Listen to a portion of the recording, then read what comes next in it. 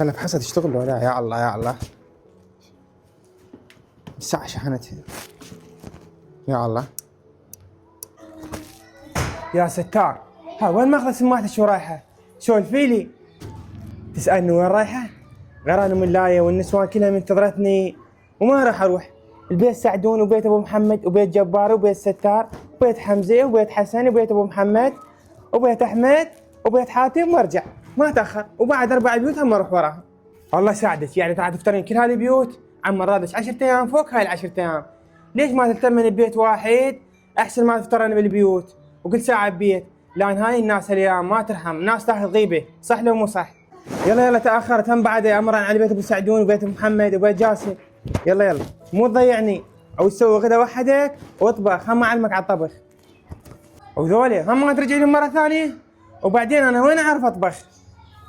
هلا هلا بابا، شنو هاي جدوره؟ وين رايحين انتم؟ بابا احنا سمعنا بيت ابو محمد يوزعون تمن وقيمه واحنا رايحين نجيب تمن وقيمه. اي هذا خوش خبر. تعرفون ليش؟ لان امكم اليوم متاخر، انت 20 بيت من 30 بيت تروح تغربين كلهن، ومشكله اليوم ما العشاء انحلت، بس ما اريدكم ترجعون اذا ما تجيبون لي تمن وقيمه. اوكي تمام؟ تمام يلا تمام. اليوم ما نرجع الا تمن وقيمه.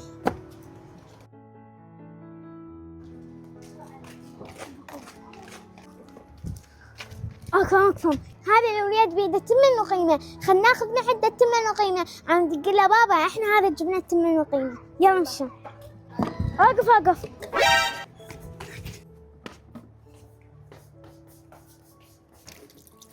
وقفك بعد راح مبين جايبين تمن وقيمه هواي. بابا بس انا جبت لك تمن وقيمه ومنتظره الكراميه مالتك. ولك عاشتيش عذراء، بس انت شاطره، احسن ما ظالم مني يا امك ما تبغى تسوين عشاء ولا غدا. اقف بابا خلينا افهمك، عذراء كتلة الولد واخذت التمن وقيمه مالته. يعني عذراء كنت تتجاهل واخذت الثمن والقيمه مالته؟ عذراء يا نعلمك على ابوك، مو قلت لك حرام؟ هسه ترجعين الثمن والقيمه مالت الولد، دوم ما يرد عشاء ولا يرد غدا، هذا حرام الاكل، تعرفين شنو حرام؟ يلا رجعي لي الولد، وين ما جبتي رجعي يلا. هلا ابو مجبار، هلا ابو ام حميد، استريح ام سعيد، استريح استريح، اهلا وسهلا. اول شيء اريد تحفظ المستهل، تمام؟ يلا خلينا نبلش. منك يا هذا شايل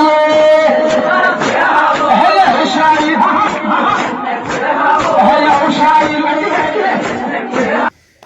وقفن بنات تعبني، شفتني هاي ام ستار دوم ما تعرف تلطم وباغت تبوع عينها وتضحك، وهاي الثانيه ام جاسم مخلي المكياج كله.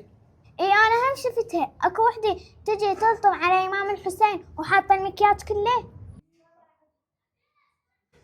لا لا لهنا وكافي، قبلتها تروحين تفترين مثل بالبيوت تسوين مجالس، او نصحتك قلت لي سويها مثلا ببيت خاص، بس ما تاخذين غيبه، تاخذين غيبه النسوان، وهاي النسوان كلها تاخذ غيبه، هاي ما يصير والله حرام، بعد من تفترن مجالس وكاتله روحك وتلطمين، ما يصير الغيبه، ما يصير، حرام بالمجالس، وين ما كان الغيبه حرام.